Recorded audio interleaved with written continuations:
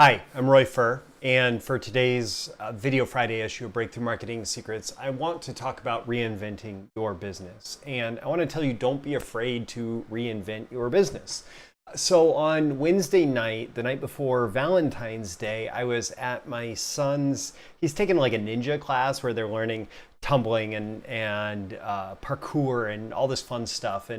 And it's at a local dance studio. And I was talking to one of the other parents there, and she works at a florist. So this is the night before Valentine's Day. The fact that she works at a florist becomes especially relevant on that day. And I was a little bit curious. She was talking a little bit about just her work. And so I asked a few questions. And the more questions that I asked, the more curious I became about her business model. Because when I thought of a florist before this, and when you think of a florist, I imagine that your first reaction is that okay, a florist has a shop where you go in and you buy a bouquet for someone, or you buy some flower arrangement for someone, or maybe they deliver it, but it's all these one-off sales. And so it seems like Valentine's Day would be a big day for them, right? But actually, I was talking to her, and they have a completely different approach to their business model. And in fact, they kind of don't like Valentine's Day, even though they serve a lot of customers on Valentine's Day. You see, a few years back, this company realized a couple really important things. One, they realized that commercial accounts were by far their best accounts, and they did best by actually doing something like decorating for a big banquet and bringing a bunch of fresh floral arrangements and other decorations in for a big event like that. And so they started developing their commercial accounts. They developed accounts with the local university.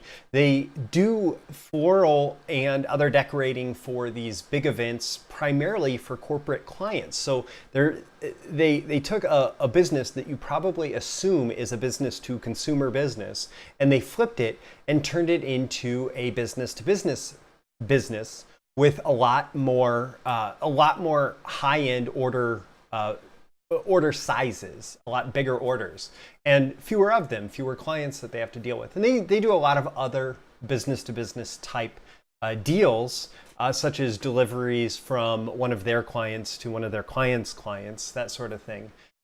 But they're in almost their entire business these days, in terms of active business development, has been focused on business to business in a traditionally or stereotypically business to consumer industry. And so I'm asking all these questions, and I found it fascinating. And she was explaining to me that compared to other florists, their shop is actually really small, and it is literally the back room of what would be most florist businesses.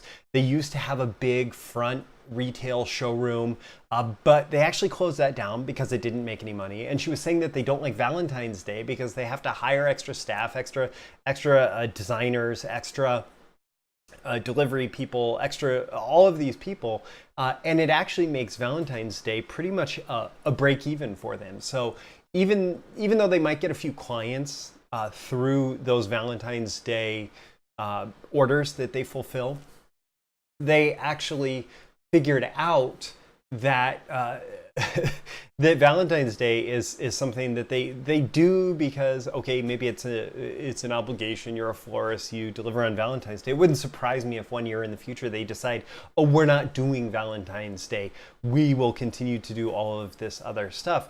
But really, the brunt of their business, most of their profits, everything comes through the business to commercial deals, she was telling me. And I just found it fascinating because it gave me this brand new perspective on their business. I also learned a few other interesting things, like most of the flowers that you buy at a florist that have been in a refrigerator, well, it was dying the moment that it was picked.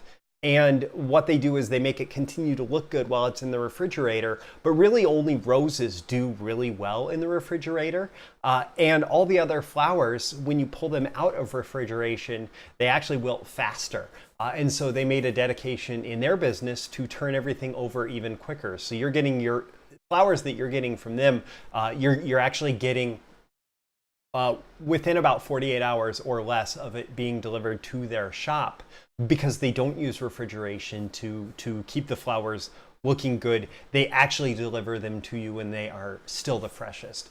And there were a few other little conversations like that: closing the retail, not wanting to do Valentine's Day, getting rid of their refrigerator, serving primarily business clients, doing these big corporate events, that sort of thing.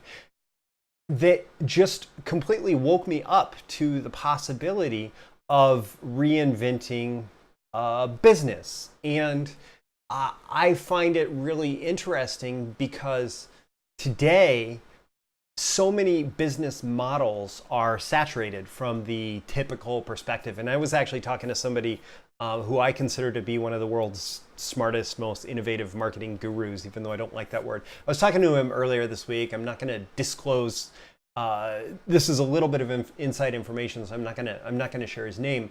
But he was explaining to me how he is speaking to marketers and entrepreneurs today more about disruption than marketing, because really the most effective marketing that you can do today is that you can step inside of these industries where there are traditional rules for doing business, traditional truths that define that industry, and by breaking the norms, by breaking the rules, by doing it different, by taking a different approach to the industry, by taking things that are traditionally consumer and selling them to businesses, by taking things that are traditionally sold to businesses and going direct to consumer, by changing your delivery model, by changing your supply chain, by doing things significantly differently, you create something that is interesting by its nature, that then becomes easier to market, easier to sell, easier to explain to consumers as far as the advantage they get out of it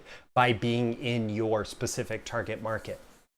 So with that, I would encourage you to take a moment, maybe this weekend, step back, spend some time really allowing yourself to be open to the possibilities, to think about what rules of doing business in your industry you could break today, this month, this year, and how that might be actually more advantageous to the people who you see as the target market for what you are doing differently.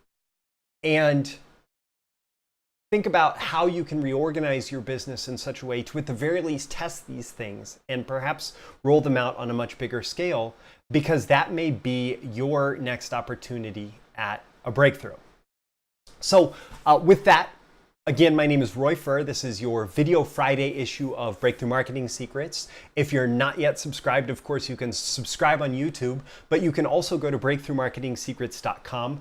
I write an essay Monday through Thursday on marketing, copywriting, selling, business building, and more. And on Friday, I do these face-to-face with you videos that are my Video Friday issues covering many of the same topics. And you'll get all 5 of those issues Monday through Friday in your inbox, 4 p.m. Central Time, if you go to breakthroughmarketingsecrets.com and subscribe. So with that, I'm signing off. I'll see you again next Video Friday. Thank you.